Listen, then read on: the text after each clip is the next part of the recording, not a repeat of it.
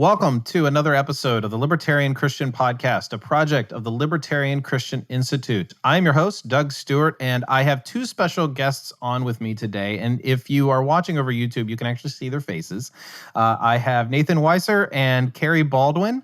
And what I'm going to do is we're going to have a discussion. It's not going to be a debate. It's just going to be a discussion about a really, really important topic for Christians and for libertarians, and especially for Christian libertarians, because we have to think about things from a libertarian point of view, a Christian point of view. And that topic is the topic of abortion. Now, the goal of this conversation, among other things, is to sharpen our thinking about certain topics. And when we hear other people's perspectives and we hear our own perspectives maybe challenged, or maybe even just new ideas, our thinking is sharpened. And because abortion is a pretty hot topic, and because there's a lot of nuance, there's a lot of discussion, debate, especially in the non-Christian libertarian world, that's where we're going to start with some of these discussions. And we're hoping on this podcast that we'll actually do a number of future discussions in the same vein, where it's like two or three people talking about a particular issue to further things. So I've already introduced our guests, but what I'm going to do is have each of them introduce themselves so that you know who they are. So Nathan, I'm going to have you go first. Yeah, my name is Nathan Weisser. I am the co-owner of Basic Media, a production company in Oklahoma City. We are currently working on a documentary called A Storm Comes Rolling Down the Plain, and it's about the rise of abolitionism within the church. I'm what's called an abolitionist, so I think I'll have a chance to kind of introduce that more thoroughly, but just basically abolitionism is, the continuation of the movement to abolish slavery, or even the movement to abolish like child sacrifice in the early church and things like that. And it is, now been reignited to abolish abortion. So that's what I'm here to do. I'm here to hopefully try and introduce abolitionism to a new audience. Excellent. Can you tell me why this is an important issue to you personally? Yeah, I mean, a huge part of my personality is, this sounds very vague and cheesy, but I want to see the church flourish and, fulfill its role within history to abolish evil and spread the gospel. And I think part of spreading the gospel is, as the Great Commission tells us, to teach the world, God's commandments. And I'm personally a very eschatologically optimistic person. So a lot of my personality is wrapped up in that, getting to see the church grow and be refined through different, historical means and things like that. So it's a little bit of a weird answer. I wish I had some sort of, I survived abortion story or something like that, which I don't. But specifically, I'm very excited by what I'm seeing the church do in its this brand new activism that's coming up around the issue of abortion. Yeah, excellent. I like your eschatology. If someone asks me from now on, I'm going to be like, I'm an optimist. Yeah. Let's just throw away all the big terms. I'm optimistic. I'm an optimist. That's great. Kerry, what are you all about, and why is this an important issue to you? Okay, well, for those watching who haven't seen me on here before, I am a contributor with LCI, but I also have my own website called mereliberty.com, where I have started to develop out a libertarian theory of abortion from a pro-life perspective. And I guess I'm most famously known for going toe-to-toe with Walter Block, the famous PhD economist and anarchist theorist, on his theory of abortion known as evictionism. And I survived. At any rate, so I've got sort of a developing view of a concept called fetal self-ownership, which I believe is what gives fetuses their human rights from the moment conception is complete. And basically my view is distinct from what I call the conventional pro-life perspective. And I'm sure that we'll get into this a bit more, but I agree with Nathan that the conventional pro-life view is utterly failed. From my perspective, I think that they both fail. The conventional pro-life side and the conventional pro-choice side both fail because they compromise on rights. Conventional pro-lifers compromise on women's rights in favor of the fetus, and pro-choicers, conventional pro-choicers, compromise on fetal rights in favor of the woman.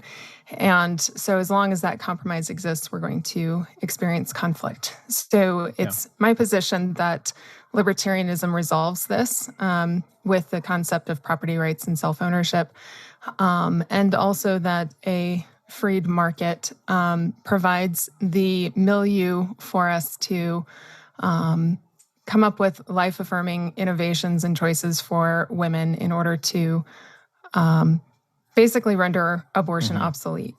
Yeah.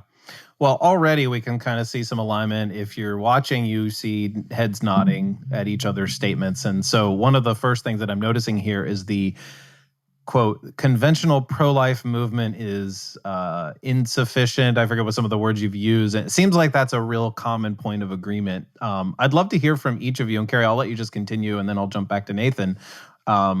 What's some of the core reasons why the pro-life movement is just not working right now, in your mind? Well, it's a couple of things, I think.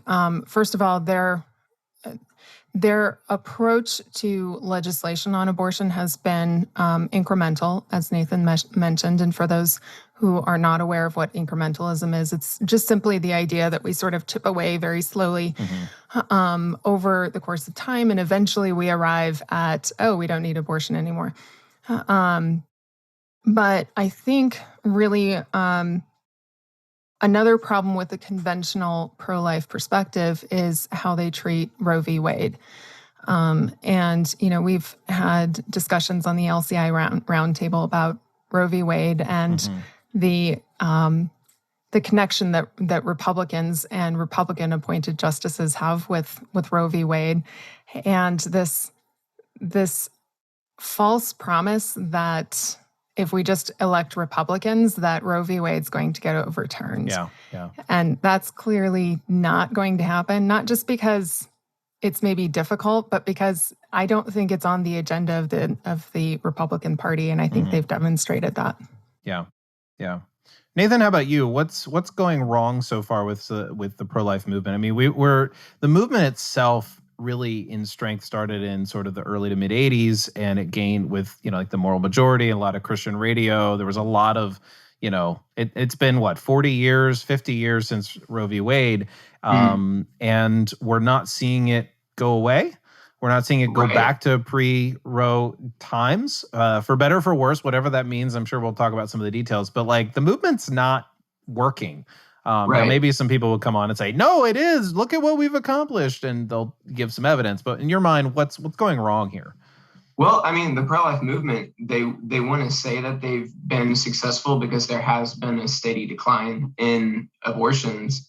But the thing is that's, surgical abortions, we actually don't even know because there's no recording of, pill abortions and things like that. And the market has provided that other way that we can, they can have abortions that is becoming very popular, at least we assume. We don't actually know. Right. But also, I mean, you can't attribute the steady decline in abortions to any sort of specific move that the pro-life movement has made.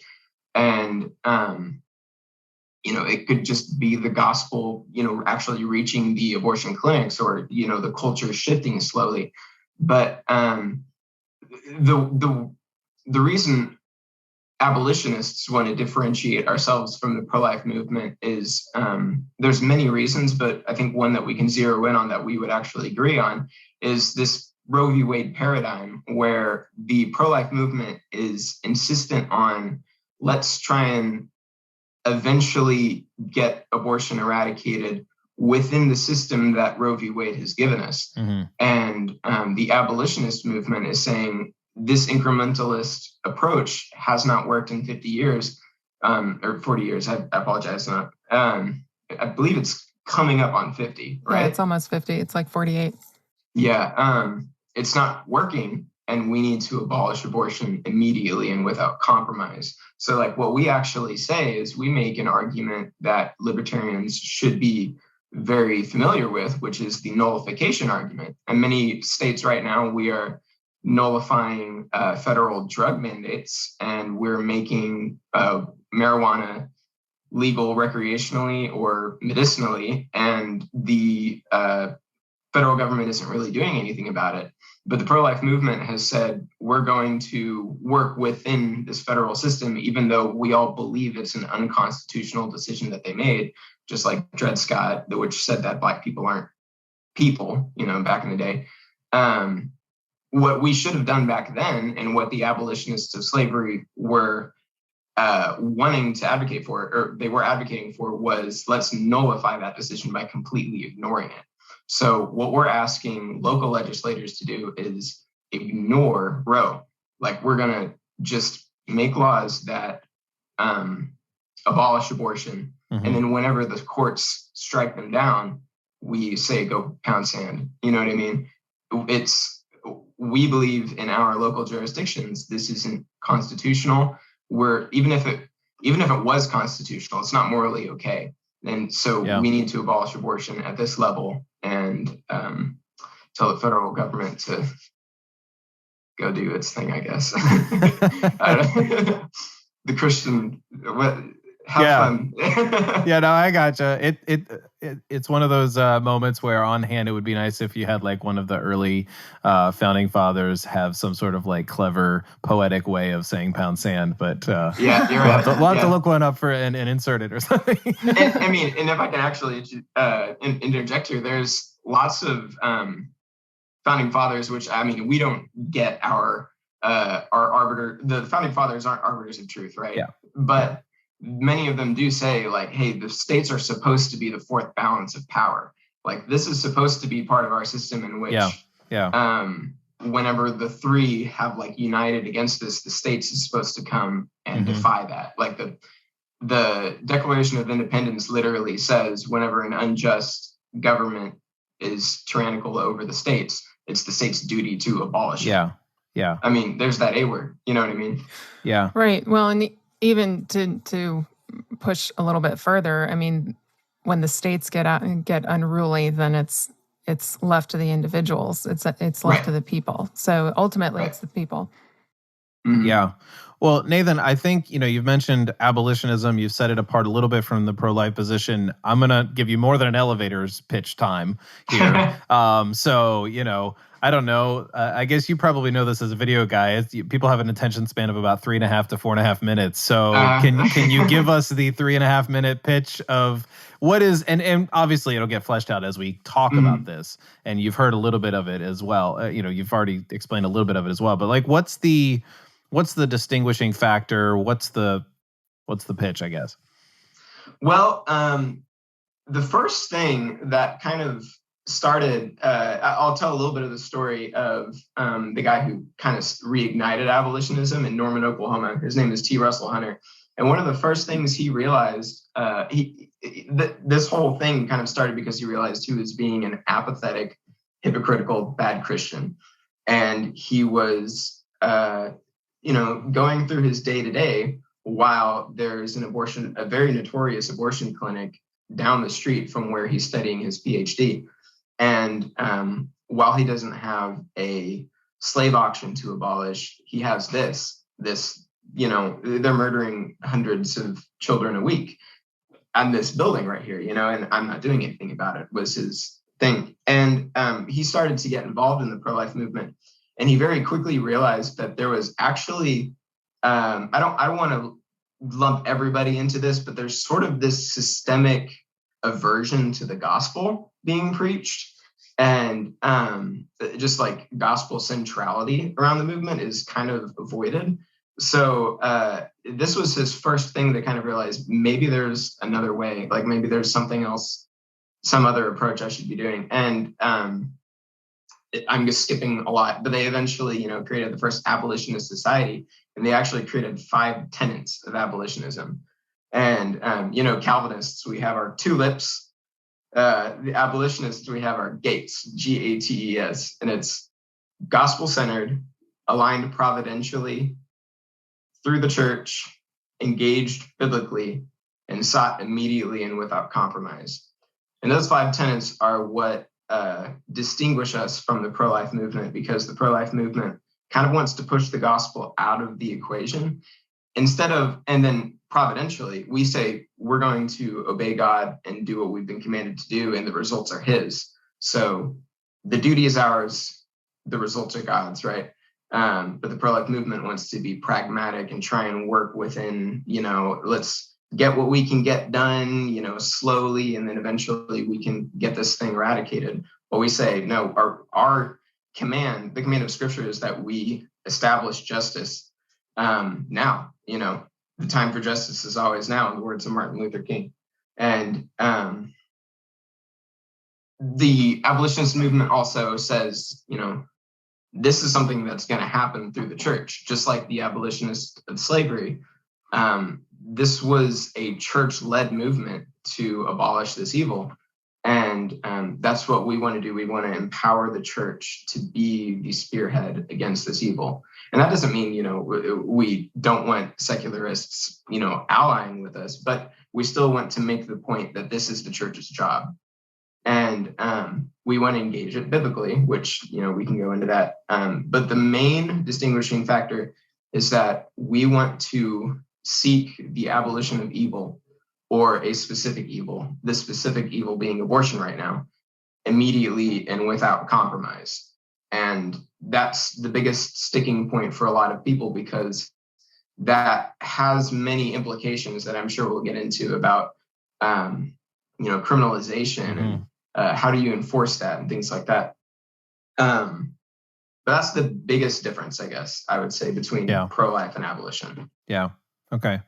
So that is an approach that I think a lot of people are attracted to in some way, because it's uncompromising. It deals with, how am I faithful to God's commands? How am I faithful as a Christian, walking in the way of Christ?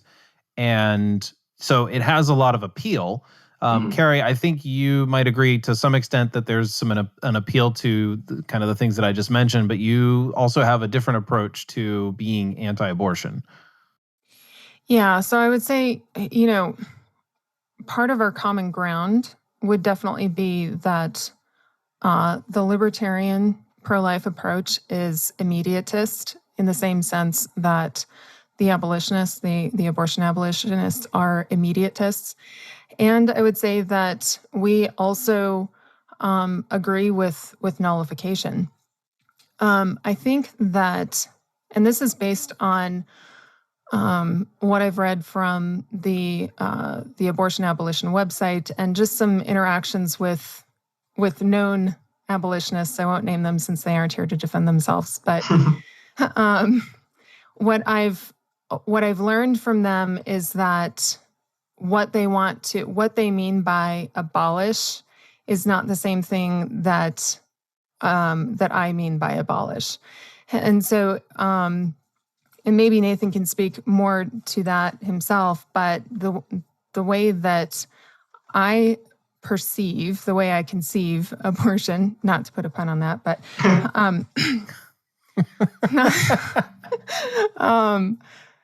when I think of abolishing abortion, I think of ending the practice of abortion.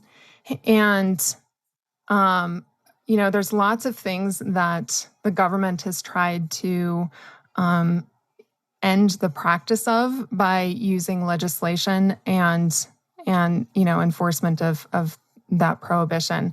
And of course, the most immediate obvious answer or example is the war on drugs. Mm-hmm. But so I sort of go back to first principles on this, if you will. So I ask, first of all, what do we mean by abolish? For me, that means ending the practice of abortion. And so this is much more of a praxeological question. Although I do just want to say, for the sake of everybody listening, I do believe abortion should be illegal. I'm not advocating for the safe, legal, and rare mantra. But I don't believe it's probably good to clarify here. Yeah. That's good. I do believe in abortion prohibition. I don't believe that mere abortion prohibition will actually abolish abortion. But the other principle that I want to get back to is what civil governance actually is. And from a libertarian perspective, we would say that civil governance is the administration of justice. And this necessarily entails just judgment, but it also includes just enforcement. And we have a government right now that even though we have some just laws on the books, they almost always are not enforcing it in a just manner. So I would say, if legally permitting if legally permitting initiatory violence, such as abortion, is unjust, then the administration of justice may not include legally permitting initiatory violence under the color of law. And that's where we get into problems with enforcement. So I think a libertarian position can absolutely be abolitionist, but I think it requires, number one, the just administration of law, which, number two, cannot violate the rights of accused women. And the impression that I get from the literature that I see from the Abortion Abolition website is that there's little concern for the rights of women, and probably, I'm guessing, just because women's rights is an emotionally charged term that almost always it's bundled means, with a lot of other things that we probably aren't really about. Right. Yeah. And so I think it's easy for us to, abortion abolitionists are morally outraged, which absolutely abortion is morally outrageous, and we should be morally outraged at it. But I think that there's also too much of letting that outrage lead the conversation rather than stepping back and saying, okay, if we're going to actually do this without compromise, we need to understand why the pro-choice side sees this as morally outrageous too, why they would see abortion prohibition as morally outrageous. Because we're talking past each other, and the only way that we're actually going to resolve the problem is if we understand why there's outrage on both sides. Yeah. Nathan, what do you mean when you want to I was about to say the word outlaw. That's already given. That's a given. What abolish abortion? Is it the practice? Is it the legality? Is it what does that mean for you? Yeah, first of all, I just want to say, there are definitely a lot of different types of abolitionists, and very much so, not all of them are libertarian. So I want to define my terms whenever I mean abolition. Okay. And I do think, to a large extent, I speak for the movement whenever I use this definition of abolition. But I can't answer for people who do have an authoritarian mindset of justice. But whenever I use the word abolition, and I know the authors of, I'm assuming the website that you're speaking of is Abolish Human Abortion, maybe? Yeah. Okay. I think I can speak for the authors of this. Whenever they use the term abolition, what they mean is the formal ending of it. So there's a distinction between abolition and eradication, or eradicate. Is that a word? Did I say that right? Yeah. Eradication. Yeah. Yeah. For some reason it didn't sound right. There's a distinction because we know, just through history and through seeing things like the drug war, alcohol prohibition, that legal prohibition of something doesn't eradicate it, or in the case of slavery, it doesn't eradicate it immediately. But what abolition is it's a formal, there's a definitional undertone, meaning a formal statement of abolition. If you read just the Merriam-Webster definition of abolition, there's this implication of a formal. I'm repeating myself, but we have to look at it a little bit differently than while using the drug war as an example. We can learn a lot from it about how we will actually go through the process of eradicating or abolishing abortion. We have to treat it just a little bit differently because we believe using drugs is a victimless crime, so therefore it's not a crime at all. While abortion is a victimed crime. There's we have to treat it differently than like we would alcohol, or they treated alcohol in the past, is I think basically what I'm trying to say. And while we know that this isn't going to end abortion immediately, we think there's a commandment of Scripture for the culture to abolish it formally. And I would point to the many places in Scripture in which the people as a collective unit were given collective responsibility. Like there's many times where I think one example I can use is Jesus saying, Jerusalem, Jerusalem, the land that killed the prophets. He's specifically talking to, the leaders of Jerusalem, but then he implicates the land, like the culture, the people, for, being okay with it. And I don't have it up, but I have several examples. Like in Amos, there's an example. I'm going to ignore that because I'm getting distracted. But so there's a collective responsibility for the culture to abolish abortion.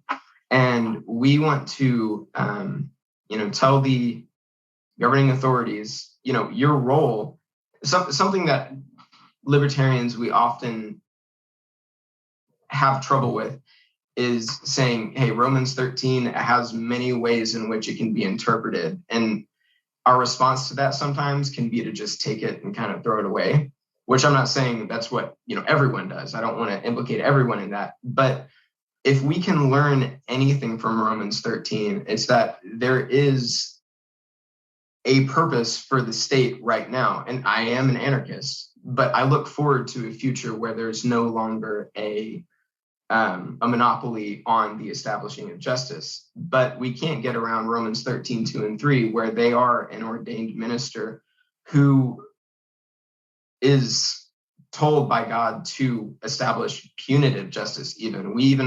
We throw away punitive justice as if it's not something that we can accept in a free society. But in our Bible, like we're given an example where God says, hey, these are my ministers to punish evildoers. So we can't throw away punitive justice. There's still a role for it.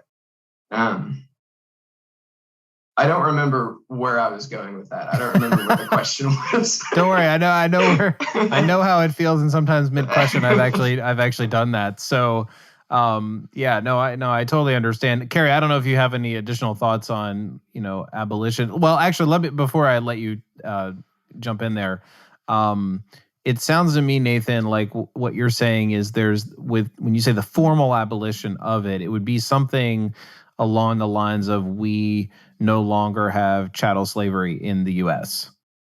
Right. As opposed to like, of course, slavery can exist in its sort of like forms, or we no longer. I mean, I don't know. But we don't. There's a handful of things culture. that cultures don't do anymore, and we've agreed as a culture that's just no, we're not doing that. That's ridiculous. That's barbaric or whatever. So you would want to see our culture treat abortion as a barbaric act that we no longer do.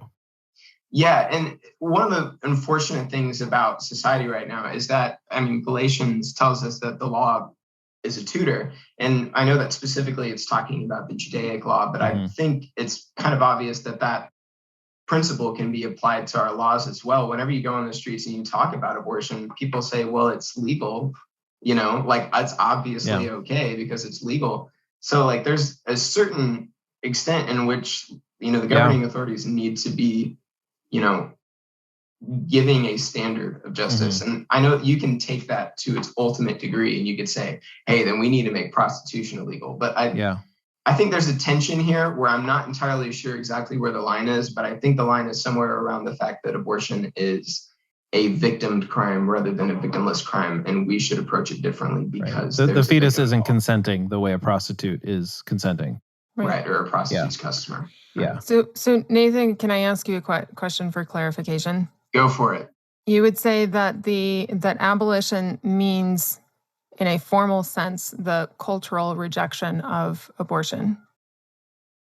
Yeah, and I think that can be extended to law as well. If I have the loudest keyboard in the universe, but if I look up the definition of abolition, you're one of those people, huh? I'm sorry, I need it. the action or an act of abolishing a system, practice, or institution. And that's got this definitional undertone of institutional response to an evil. Right. So you would say that abortion abolition begins with making abortion illegal. Yes. And I think that, at every level of government, and that includes communities, even to the individual, which I don't know what it means to make abortion illegal individually, but, it's there. Well, I mean, you could get people to, I mean, there can be voluntary agreements where people are somewhat legally held liable to certain things. I mean, I guess there's always that. The one question that I have for you is the critique of incrementalism. I don't know, is this an all at once kind of, the culture does away with it formally, and until then there is no incrementally improved? Because if you convince your jurisdiction to ignore Roe v. Wade and abolish abortion in your state, in your jurisdiction, to me, that's one increment toward abolition in your verbiage, right? So are those two are they incompatible, or is it just I'm not thinking about it the way you are?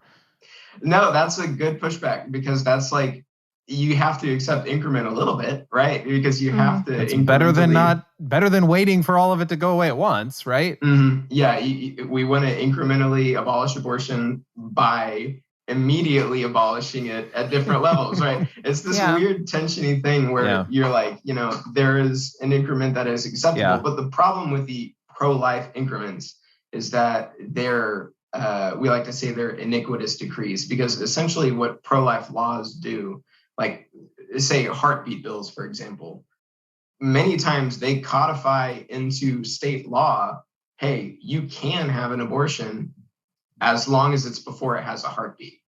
That's what our laws, that's what the vast majority of So it's a moral compromise rather than just a miniature version of abolition.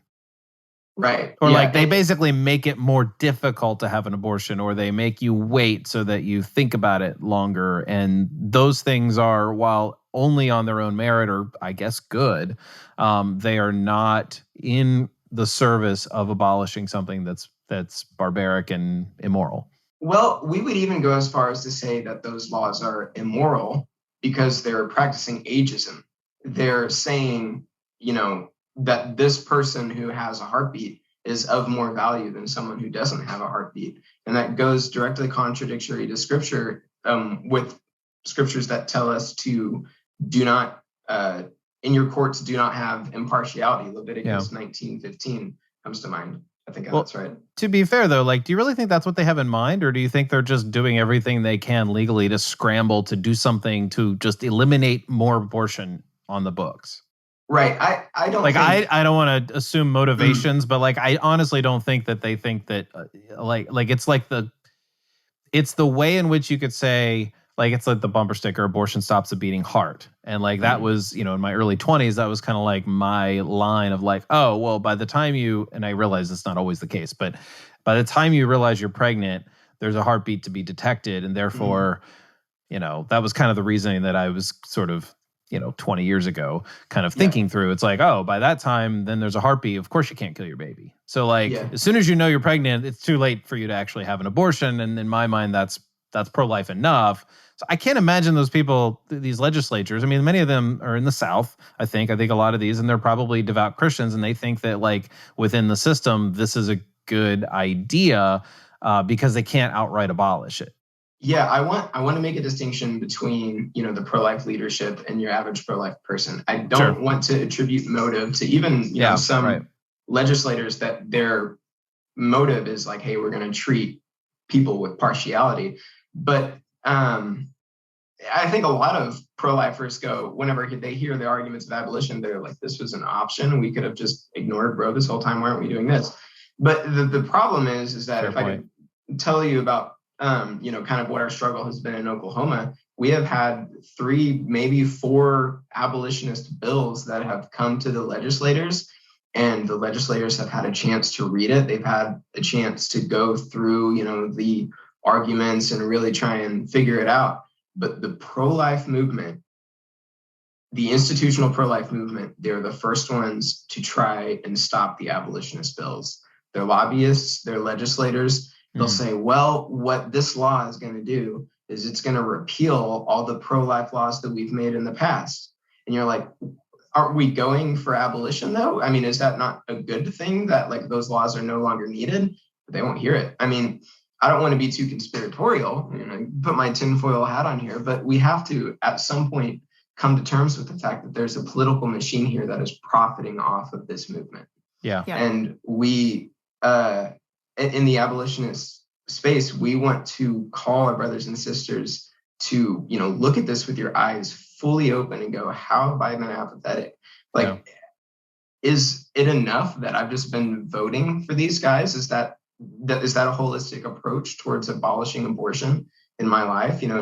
Should I be doing something more? And in all cases, I think people who, really come to terms with these ideas are going, yeah, voting's not enough because these guys are intentionally, blocking abolitionist bills and they're not doing what they need to be doing. So I got to be at the abortion clinics. I got to be spreading the gospel. I've got to be, I got to be doing what the Bible has commanded me to do in Proverbs 24:11. I've got to be rescuing those who are being carried off to death. Can I say something about Roe v. Wade? I want to mention something about the drug war too, but I think that's a longer conversation. But I want to talk about Roe v. Wade for a minute because sure. I think this is an opportunity, perhaps, for the abortion abolitionists to understand some of the outrage from the pro-choice side. Roe v. Wade now, and I'm going to preface this by saying the pro-choice side doesn't advocate for this, but this is nonetheless true of Roe v. Wade. Roe v. Wade is first and foremost about regulating women's bodies, and specifically women's bodies during pregnancy. And so it's not like one of the reasons why the conventional pro-life strategy is this incrementalism, and it's not just heartbeat bills. It's requiring extra licenses for abortion clinics. It's requiring waiting periods. Requiring ultrasounds. All of these things that are supposed to basically put a stopgap between the woman's initial thought, I need to have an abortion, and the actual act of having an abortion, because there's this span of time where she could change her mind. And there's been studies done on this. First of all, it's a supply side approach to the economic element of abortion. And the studies on that show that doesn't work. Like, conventional pro-lifers want to attribute the reduction in the rate of abortions to their own efforts, but none of the data actually shows that, actually bears that out. There is formal studies that show that affecting the demand side of the abortion, so that has to do with the woman's choice. When we affect the demand side of abortion, the rates do, in fact, go down. In fact, there was one study where they found that, and this was not, by the way, this wasn't an Austrian economic paper, but there's a paper called An Economic Approach to Abortion Demand by Donna S. Rothstein. And I pulled this quote from it. She says, "The signs of the variabilities in the estimated abortion demand equation coincide with expectations. Price has a negative impact on abortion demand. It can be concluded at the 10% significance level that price has a significant effect on abortion demand. As price rises by $40, about 1/5 of its mean value, the abortion rate goes down by 1.64% on average." So, first of all, there's a few reasons why Roe v. Wade doesn't work. Number one, it's regulating women's bodies during pregnancy. Number two, it's regulating abortion. And if you actually read these court documents, not just Roe v. Wade, but the other court decisions, like Planned Parenthood versus Casey, the court won't overturn Roe because it looks bad for them. Because this is one of the probably the first actual legislating from the bench that the Supreme Court did. And for them to actually repeal Roe v. Wade would be to admit that the Supreme Court is not capable of doing their job. Now, libertarians already know this, right? But there is this public perception. There is this public perception about government that it has to work. Right. And so, but what women don't realize is that the policies on pregnancy, even when it's a baby you want to keep, these are all fundamentally founded in Roe v. Wade and the regulation of women's bodies. And as far as the economic aspect of it is concerned, what we find, which is a very Austrian view, is that price drives the demand for the service. And so if you have an expensive service, and by the way, one of the reasons why that demand doesn't typically go down is because you have things like Medicaid and various subsidies for abortion clinics, Planned Parenthood, that sort of thing. You have government and other avenues offsetting that cost so that women can actually gain access to it. And if we just even stepped away from regulating the abortion industry, then Planned Parenthood would be subject to all the market rules. But Roe v. Wade is bad for women. And it's not just bad for women because abortion is bad for women. Like, obviously, that should be a given. But I think it would be useful for abolitionists to understand why Roe v. Wade is bad for women apart from the abortion argument. Because when we, as libertarians, when we talk about self-ownership, we're talking about a woman's right to her own body. We're talking about bodily autonomy. We're talking about agency. These are things that the pro-choice side at least says that they want, right? They want a woman to be able to have autonomy over her body. Mm-hmm. They want a woman to have agency during her pregnancy. And there's no reason in the world why we can't grant them that, while simultaneously saying, look, yes, you have bodily autonomy. Yes, you have agency. It just doesn't extend to murder. I have a clever line when I talk to my pro-choice friends where I'm like, I can probably out pro-choice you on anything, except you're not allowed to kill your baby. Yeah. Yeah. So I believe women should have a right to carry a firearm openly. Yeah. Well, and I don't know if you guys even realize this, but when a woman gets pregnant and she wants to keep the baby, there are still many, many hospitals, medical groups, doctors, physicians, you name it, who don't believe that a woman should have a say or control over how her pregnancy should go. And that's a huge thing. Like, I was told when I had my kids, bring a birthing plan to the hospital, but don't count on anybody actually following it unless you've got somebody advocating for you. So, you've still got this mentality in hospitals that women don't actually know what's best for them in their own bodies and what's best for their babies. And doctors are constantly trying to take control. And so there is this sense still among the medical community that women do not have bodily autonomy or agency. I mean, we could bring up the vaccines for crying out loud, but that would be so. That's a little far afield. Well, it sounds to me like you're saying that they have this sort of like, it's almost like implicit sexism. Or maybe even classism, like, hey, we're experts, we know more than you. Of course, you're going to do it our way. You must do it our way. Right. And if you've thought through any other thing like home birth or not getting an epidural or something like that, it's like you must be backward or something. Mm-hmm. Yeah. So there's some benefit to understanding some of these aspects of the debate that typically trying to respect the fact that Nathan doesn't want to be called pro-lifer.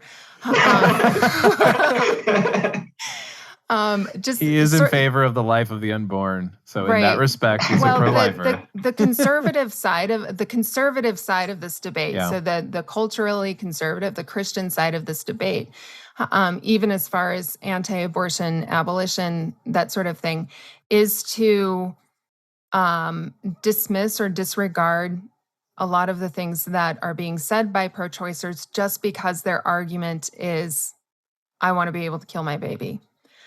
And I just think that does us a disservice when we're the ones who are trying to end the practice of this. So unless Nathan wants to say anything to that, I do want to jump into the drug war stuff. Well, I would love to.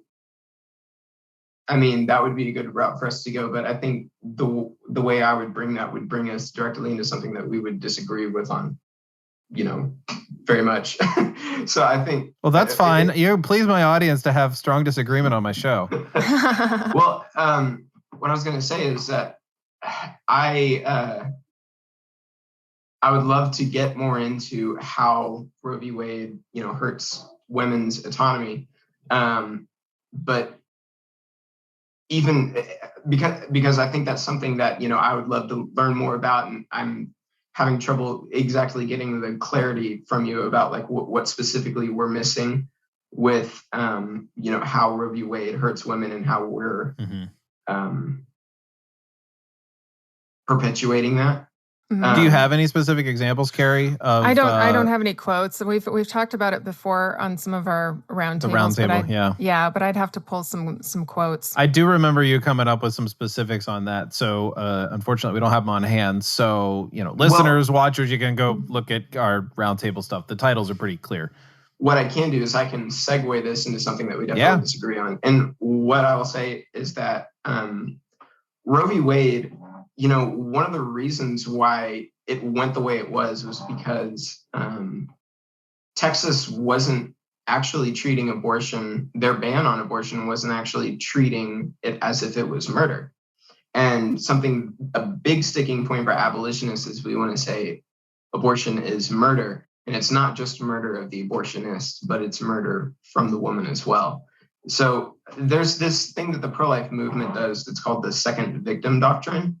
And what they say is that the woman is also a victim of abortion. And, while we affirm that, that's the case many times, for the most part, this is an intentional decision that the woman is making to murder her child. It's premeditated. It follows every definition, even within a Rothbardian viewpoint of murder. So we should treat it as murder equally. And that's where we're going to disagree, because we say the laws against murder should be applied equally to all humans, and that includes the unborn. And even to a theological point, the second victim narrative, it hurts women in the sense that it says, in the pro-life movement, you'll see a lot of hey, women are victims here. We can't bring the gospel to them because they're as much victims as their children are. And it's that's not how the gospel works. There is no sin too great that the cross can't handle it. And we have to bring a gospel that is completely uncompromised. So we have to come to these women and we have to say, listen, this is murder. And there are many women in the abolitionist movement who are post-abortive who have said, yes, I murdered my child and God has forgiven me of it. And, that forgiveness is complete. I don't have to carry that shame. So there's a testimony there. Yeah. Mm-hmm.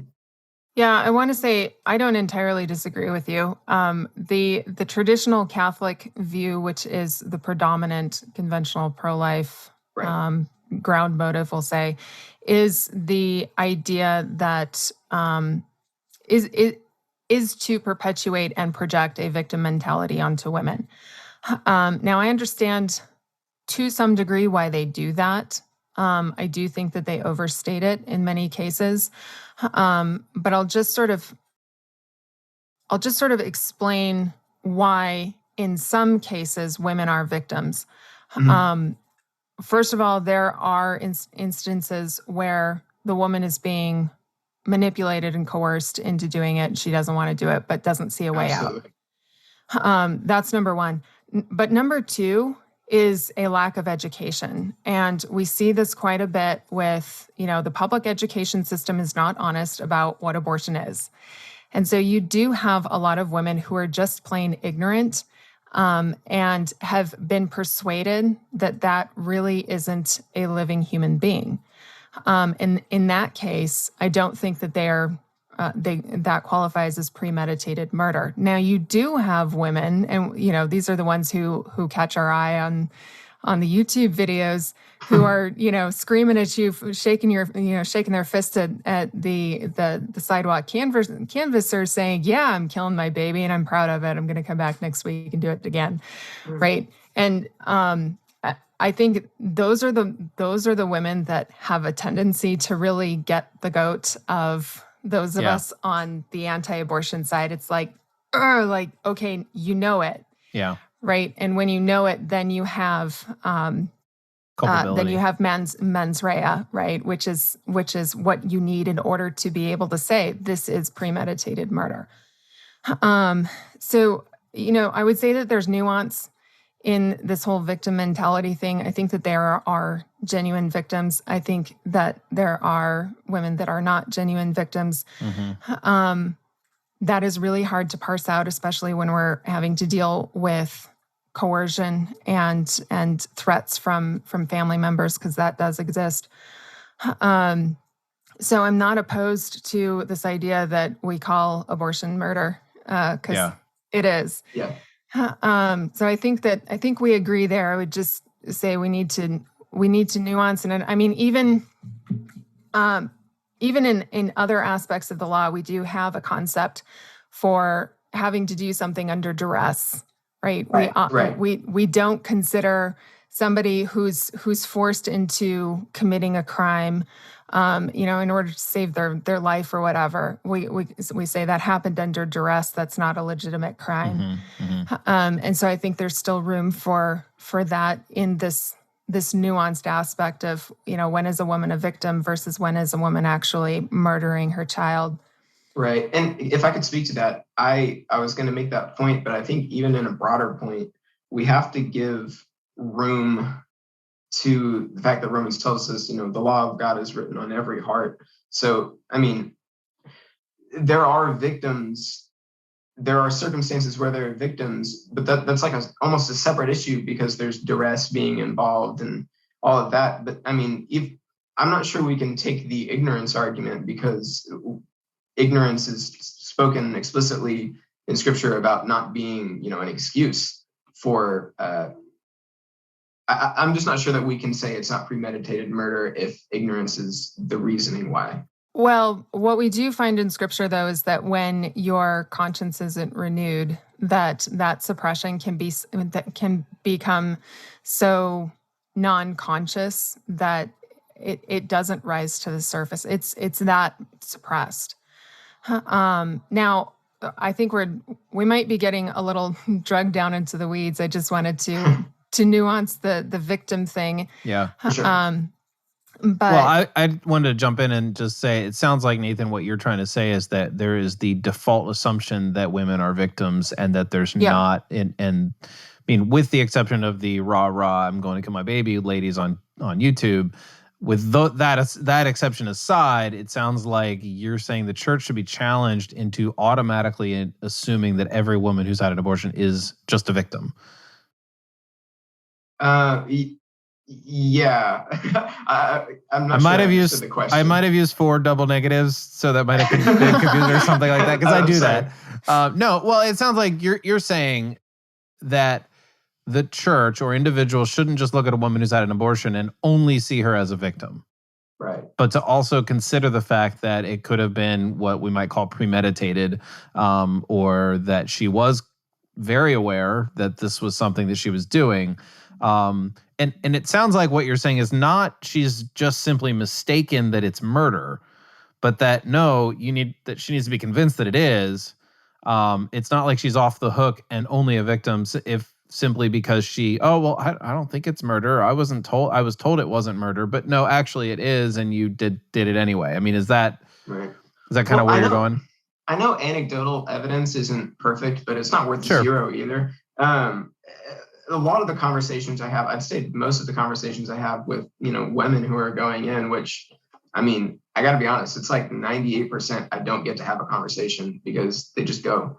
And I think they're told to do that by the people in the abortion clinics, which I would just, as an aside, I would encourage you guys, if you haven't been to an abortion clinic, take some free time, go there and preach. It's a great practice grounds to learn how to preach the gospel because they don't want to hear it.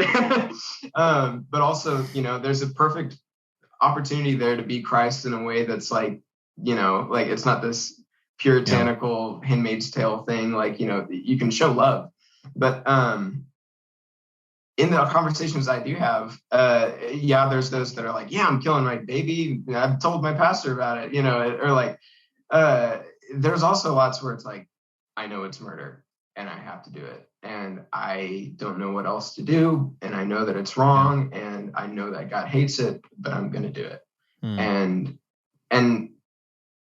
it's just anecdotal evidence. So I just want to say that it's not just, the yelling, the rah, rah, rah. It's more than just that. The law of God really is written on everyone's hearts and they know what they're doing. Can I, sorry, go for it. No.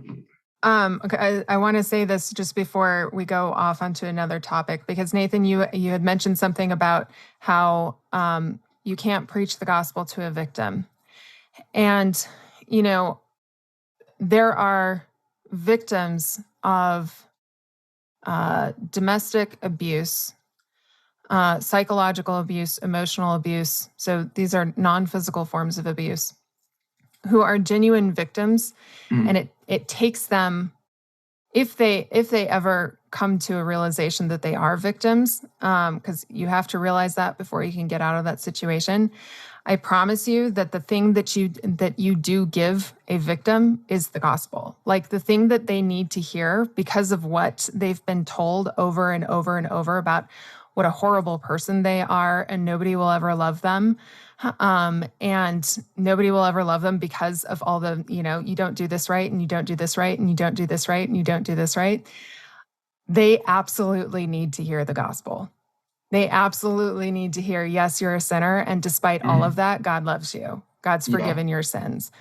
Let me clarify what I said, or at least what I tried to say. I'm not saying that the gospel isn't for victims. What I'm saying is that we compromise our gospel whenever we lie to people by claiming they're victims, whenever in this specific instance they're not. And I'll clarify even that by saying, like, listen, we're all victims of the fall. Like, we're all victims of circumstance. So that gospel to the victims goes especially to them, but even to all of us. But what I'm specifically saying is that whenever someone is guilty of a sin and we say it's actually not a sin, we're compromising our gospel. That's all I'm saying. That works. Does that clarification help you out, Kerry? Yeah. Okay. Yeah, I think so. Well, we're all about clarifying some things here, so that's good. I'm trying not to nuance it too much. Put it that way. I totally get that.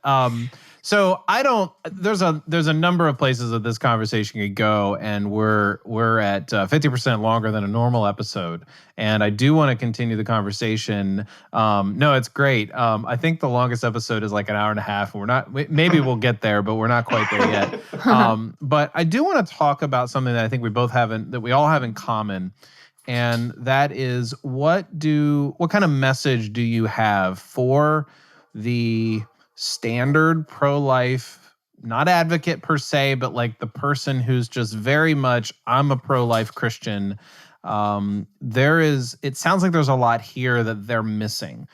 So for instance, you were talking about some of these incrementalist style laws that get in the way of abolishing abortion. And I think that the average person, I have a handful of these people in mind. They're the ones that post things on Facebook, articles about, this law or that law, or, or it might just be an advocacy sort of thing, like, oh, here's why abortion is terrible.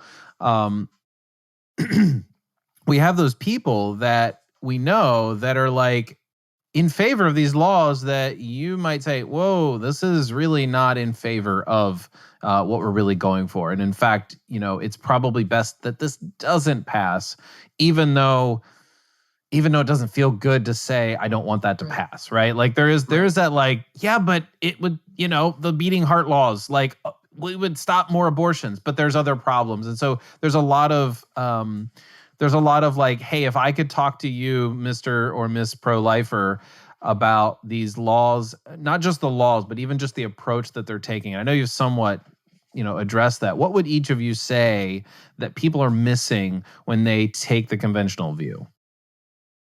This is my way of saying, let's summarize. I see how but you it can be goes. directive. You can be like, hey, I'm speaking to someone who I'm concerned is not doing a good enough job of advocating against abortion. Who'd you like to go first? Well, I had you go first on your position, so I think I'm gonna have Kerry go first here. Lovely. Yeah. So I think, if we're summing things up here, I think there are two aspects that need to be considered. First of all, obviously, is the legal aspect, which we've discussed ad nauseum, so far. So, but the second aspect really is the praxeological aspect. And when it comes down to it, especially now that we have the abortion pill, right? It is super easy. I mean, even if abortion were abolished, it would be very easy as a medical procedure. Yes, legally, it's now illegal to have an abortion. You are still going to be able to get the abortion pills. There's 2 of them, because you'll always have a doctor who's willing to prescribe them. And so when it comes down to ending the practice of abortion, what we're talking about is that woman making a choice. And the only one standing between the abortion pill in her hand and that baby is the woman. And so you don't necessarily have an opportunity to see that a child's life is in danger. Many times you can go through this process and nobody would be the wiser, right? Because from the outside, a medical abortion can look just like a miscarriage. And so if we really want to reach those women who manage to get a hold of a pill, an abortion pill, then we have to have already leveraged the economy, the market, not just by way of crisis pregnancy centers, but by way of all of these other innovations that make motherhood easier, so that when she's looking at that pill, she can have an opportunity to have a moment of clarity and say, you know what, there is enough support for me out there that I can do this, and throw that away. But that's a praxeological thing. And I know that, Nathaniel wants to, and certainly there's a spiritual aspect to that. But I don't think, especially since God has given us, all of these things that we talk about, that men and women create. We make all of these things for the economy, for service to others, for our own progress. That's all part of God's plan as well. And so there's no reason in the world why we can't also leverage a market response, so that woman standing in her bathroom with nobody around to see her can think twice about taking that pill. That's what we're talking about that's what I'm talking about, at least. We're talking about ending the practice of abortion. How do you get that woman who's managed to get an illegal pill and get her to make the choice, the voluntary choice to throw it away? And how do you make people not want the service or the result? Yeah. Do I have enough time to just ask one clarifying question? Yeah, sure. Go ahead. One thing I fear about this is that this approach towards ending abortion requires that we eradicate socialistic behavior from our government first and have a pure Austrian approach towards the economy before abortion can be abolished. Is that your argument? That I understand that my argument is that I look forward to a future where there's no longer a monopoly on establishing justice. As an anarchist, I look forward to that future, but I don't think an anarchist should say, hey, the first thing we should do is we should make laws or like if for some reason pedophilia was legalized, which, the way things are going, I don't think an anarchist would be saying, well, now that there's laws, there's no longer laws against pedophilia, we can't reintroduce them. And we have to wait until we have like a free society in order to abolish pedophilia. Yeah, no, I think that's that sort of idea, we have to do X first before we can do Y, is too linear. That's not compatible with how we see spontaneous order, which is just, things happening without our control, without a central control. So when I'm talking about what do we do now, right? Sure, the legislation to nullify Roe v. Wade is great. I do think that legislation, though, needs to include nullification of authoritarian enforcement. I don't see why we can't do that, because legislation does have an enforcement paragraph or section, right? How are we going to enforce this? And it is not uncommon for that enforcement section to go amend other parts of the law.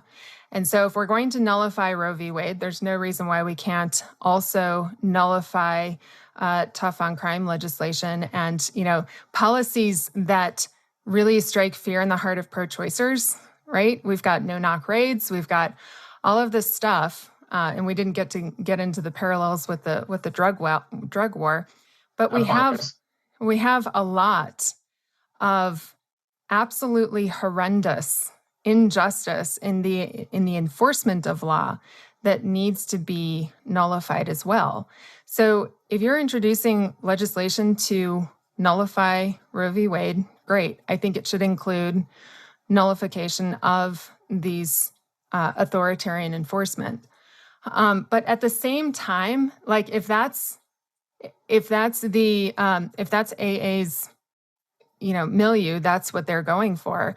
I think other libertarians can be, dealing with the economic side of things, which we are, right? Fighting for for a free economy, deregulation, all of that stuff. Even crisis pregnancy centers, I've said this a number of times on the podcast, crisis pregnancy centers outnumber outnumber the amount of abortion clinics, Planned Parenthood clinics in America. And they provide many more services than just, hey, we can find an adoption agency for you. And so that's a free market option for providing these alternatives. So is it linear? No, but all of these things are happening all at once, and they need to happen all at once.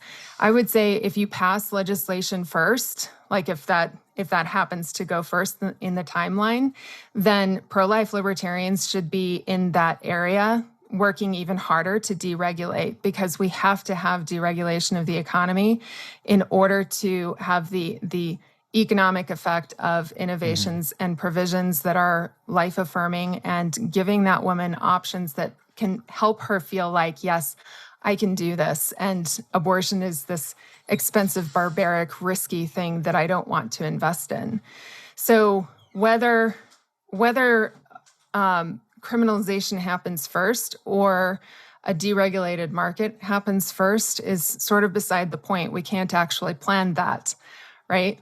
And I'm not saying don't do this and let's do this. I'm saying this stuff has to happen all together, because that's how spontaneous order works. Does that make sense? Yeah, I see what you're saying. Cool.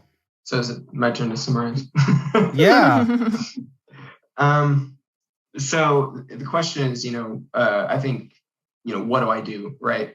There's a lot of people who will hear these ideas and they'll be like, great, so I go abolish abortion. What, And I'm trying to get my mind on this.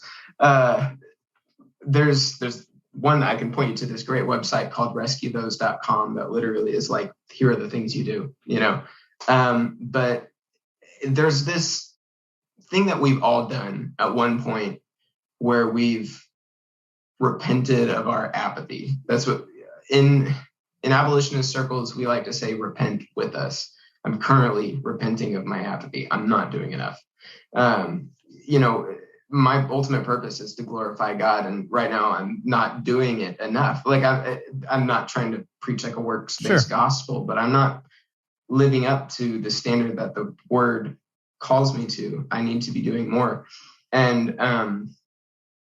so that's what I would call, like, your average pro-life Christian do is, really take a look into this stuff. Like this, there's sort of like this, we use this term a lot, that it's really, people are going to be like, whoa, why say this? There's a willful ignorance that tends to happen. And we say that because we all know that this thing is still happening. And even if we believe logically that abortion is murder and it's killing of a human, we sort of act as if it's not as big of a deal as a normal murder. Like, we treat the unborn as if they're less than human, even if we don't want to admit it. And if we truly embraced the horror of the fact that thousands of children are being murdered every day, there's I think it's 26 million worldwide have been murdered this year and counting. It's absolutely atrocious, and we need to repent of just our ability to, like the story of the Good Samaritan, the ability that we have to walk to the other side of the road. We have to repent of that, and we need to ask God, like, show me this in my soul, that this is a huge deal. This is a huge deal. And we need to approach this with that mindset, that, like, this no holds bar, uncompromising mindset, that this has to be abolished. And, we could get more into the weeds of the different stuff, but I would encourage people to just go check out some of these different resources where people have had these debates over the last 10 years. There's abolishhumanabortion.com. There's Southern Baptists abolishing abortion. Rescuethose.com is a great resource. I'm working on a documentary called A Storm Comes Rolling Down the Plain, and if you Google that, you'll find the GoFundMe, and you can help us raise that, which it's not fully funded, but it's still coming out. Can I add just one thing to what you had mentioned, Nathan, about the repentance aspect? I think we are seeing right now a willful ignorance, or turning a blind eye to the state. And, I think this question about, it's very easy, I think, for Christians to turn a blind eye to abortion because it's sanitized murder. It's like you said, we're not actually paying attention to how horrific it is. But at the same time, we do that with a number of things. We do that with criminal justice, and how prisoners are treated. We do that with the war on terror, all of our militarization. I say we, I mean, Americans. We libertarians have figured this out, I think. But by and large, Christians turn a blind eye to a lot of atrocities that are done simply because we take for granted, or they assume that the state is this given. It is civil governance. Yeah. It is not, we've differentiated that. So we've been able to say, no, what they're doing is wrong. But I think part of this recognizing that they're turning a blind eye to abortion entails really opening their eyes to what is going on with the state more broadly as well. I agree. And it's like democracy is almost like this excuse that Christians have been given, where it's like, you click this check mark and I've done my part, and that's something we all need to kind of repent of. Yeah. Or even recognizing, there are lots of pro-lifers out there who will say, well, I'm pro-life, but, right? Because they recognize that it's a complex issue. There are all of these facets involved. And the reality is that every aspect of life is multifaceted. And so being able to say, first of all, when they say I'm pro-life, but, right, they're recognizing that there is a complexity of issues that either they haven't thought through, or they don't want to think through, or they've tried to think through and they end up going in circles, or they see the volatility of the outrage on both sides and just don't want to be involved in it at all. And so that's why, I hope that people watch this and see, okay, Nathan and I don't agree on everything, but we can have a conversation about this. Yeah. We can talk about this. We can talk about our common ground. We can talk about our differences. There doesn't need to be outrage. But we can both recognize that this is a problem that needs a solution. Amen. So I have a question. Nathan, you were talking about involvement and that we need to repent of our apathy. And maybe I'm assuming that you mean something, and so I want to get some clarification on that. There are only so many things that an individual can be passionate about and devote their time to. So, many people devote their time to helping refugees or helping immigrants or doing all kinds of things that are totally worthy and are gospel-centric. Is this an issue that you think people should sort of flock to, or are there Christians who it's okay for them to be anti-abortion, maybe even an abortion abolitionist like you are, and support the kind of causes that you're doing, but not actually go to the abortion clinic and try to reach people individually?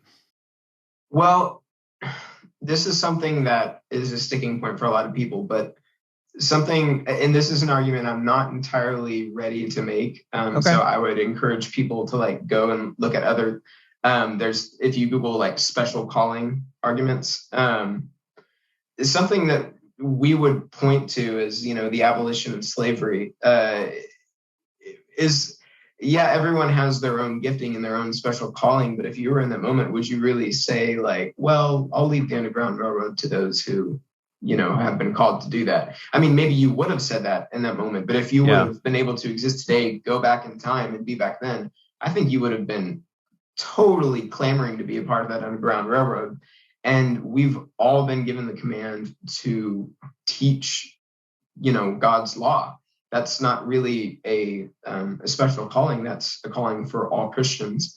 So I'm not entirely ready to make that the nuanced argument on that yet, because I'm still something I'm trying to work through. But I would just say, if you look at this thing and you go, wow, that's really bad, people specifically are called for that, and I'm called to do this thing, I think that's really a tragedy. And I think that's something that you should really reorient yourself and really take a second look at. Okay. And I'm not saying this has to be your whole purpose in life, sure, but I do think that this is a gospel-centered issue, and the gospel is a command for all people. There's a few things that specifically, there's a you must do thing. We have this list here: you must rescue those being carried off to death. That's a commandment in Scripture in Proverbs 24:11. You must reject the approval of murder, which is more like a rhetoric thing. But there's even more nuanced things you need to be rejecting or really studying how do birth controls work? How are they abortifacient in their system of how they stop pregnancy? How are fetal tissues being used in vaccine research and development? How is that immoral? Really take an issue, or really take a look into these specific issues and figure out, should I be doing more than just voting? I guess. And I think that's the main point I'm trying to say, is that voting is not, one, it's not doing enough, and two, it's not doing anything. Voting or sharing nice articles online. Yeah. Right. I think, and Nathan, I don't know, I think probably for me, the abortion abolition language on this is a little strong in my opinion, because I think it at least feels like, and you can correct me if I'm wrong, the impression that I get from it is that there is a connection between how much you do to be anti-abortion in order to ensure your salvation or ensure some sort of national blessing. And so there's some theology behind that there are plenty of Christians who would disagree with the theology. I mean, we alluded to your optimistic view of eschatology. I'm an amillennialist, so I'm a little bit of a neutral ant on that.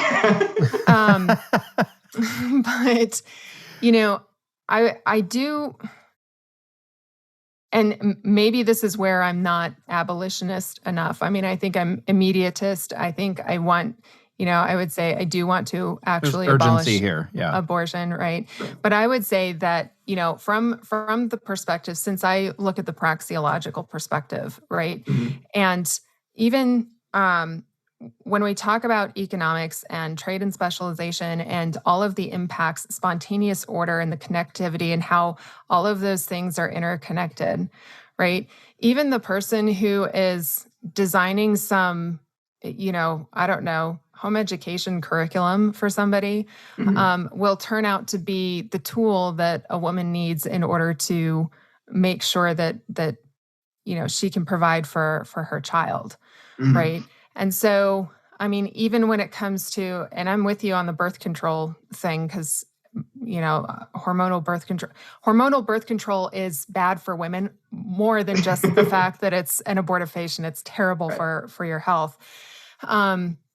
But more than that is even innovation in ways of preventing those unwanted pregnancies that don't involve abortion. We need that sort of innovation. That still helps the woman down the road who winds up with an unwanted pregnancy. So there are these things that seem very unrelated to the abortion issue directly that I don't want to discount. There's a podcast. So sort of an indirect activism or purposiveness to being part of this, but knowing that what you're doing is contributing to a cause. Yeah. That's a little bit not that we're against immediacy, of course, like you said, but like that there is a long game too. I mean, there will be a need for being anti-abortion in 20 years. Sure. I mean, even like the scientist who might be working on some technology that eventually makes artificial womb technology possible, right? Hold up, Walter. I was wondering when that was going to come up, where we were like at the end here, but yeah. But that's the point. Is like you might have an engineer, and engineers are, and I have a brother who's an engineer, and I have a dad who's an engineer, so I can say this: they have zero personality whatsoever, and they would not do good in front of an abortion clinic. Yeah. So if I could actually jump on your side and agree with you on this. Okay, good. I want to say that there actually is a danger here, and this is something I'm trying to work through in my head. So I'm in muddy waters here. There's actually a danger of subscribing to a social justice gospel where the biggest issue is no longer sin, but the issue is apathy. Right. I don't want to say that like anything other than Christ is not the answer. Like I don't want to say that like actions or activism is the answer to the problem of the human condition. Christ is the only answer. So I want to push back on myself with that and say that like, don't follow the social justice gospel, but follow the Christ-centered gospel. Yeah. Yeah. No. And I think if we understand that, God created us all to do things and to create things, and we don't even know how God's going to use those things. I mean, for crying out loud, one of the things that I am able to, homeschool my kids with while I work from home is the fact that we can buy cheap computers. So Bill Gates doesn't even know that he is helping me teach my kids about anarchism and why his totalitarian crap is wrong. But that's the point, right? Is there are so many things that and I think it was either G.K. Chesterton or C.S. Lewis who said something about how everything in the economy supports the family, it supports women, and the women raising children, and that is. I can't tell you how true that is. The guy who invented the washer machine, right? That was a gift to women. Now I don't have to, hand wash that and hang it up to dry. So we never know what these things going on in the Do economy. you have to rely on the male plumber if it breaks? Or can I go to YouTube and maybe learn it for myself? Yeah. The point is that we don't know how our gifts and our talents and our vocational callings actually will ultimately help. But I think probably what does need to be addressed is when the question comes up, maybe it's a theoretical question, right? And somebody just wants to be like, I don't know. And they stop engaging. Like that would probably be an area where maybe they need to change course and start engaging just so that they can become informed and really address the issue again. Or maybe they come in contact with a friend who's actually thinking about having an abortion. They have an unplanned pregnancy. Instead of saying, I'm sorry, that's a difficult decision, and leaving them to it, you wouldn't want to do that either. I think that's probably an area where Christians specifically should, that's God's cue. He's telling you, hey, your friend just came to you, or hey, your friend just tried to engage in a conversation with you about this. So, perhaps that is helpful in terms of, what do we do if we're being willfully ignorant about this? But I don't think that it would be right. I don't think that it would be right to try to say that everybody's passion and vocation and calling needs to directly affect abortion abolition, because we just can't see that. If I could make this my argument extremely vague so that it still fits with what you just said. Sure.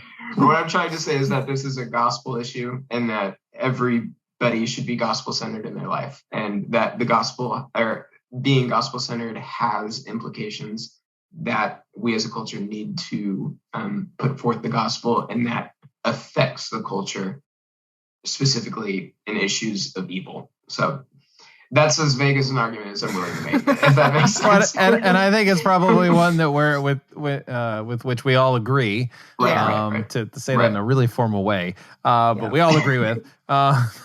So I really appreciate both of you coming on and having this discussion. Clearly, we didn't get to everything that we said. Oh, maybe we'll get to this later. Oh, maybe we'll get to this later. But you know what that means, right? That means there's a follow-up conversation that can be had.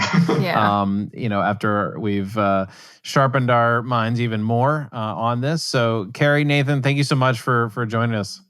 Thank you for having us. Thank you.